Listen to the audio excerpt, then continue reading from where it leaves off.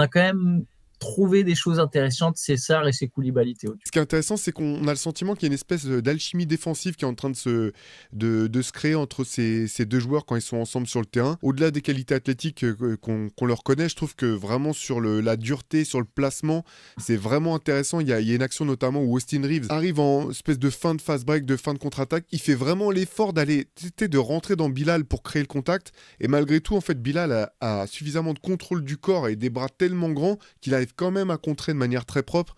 Il y a une autre action qui m'a beaucoup plu d'Alexandre Sarr où Rui Hachimura essaie de le déborder par la ligne de fond. Alexandre Sarr arrive à le couper la ligne, forcer Rui Hachimura à revenir vers le milieu. Et là, pareil, contrôle du corps parfait. Il monte, il est athlétique, il est long et contre le tir de Rui Hachimura avec beaucoup d'aisance. Il y a vraiment des choses qui sont en train de se mettre en place. J'ai pas pu m'empêcher de penser un peu à Ouais. l'équipe de France future et de me dire, il y a Wembanyama, Sarr, Bilal, tu as un noyau de joueurs polyvalents, très athlétiques, très longs pour leur poste, avec des sacrées capacités défensives. Ça va faire mal à beaucoup de monde, ça.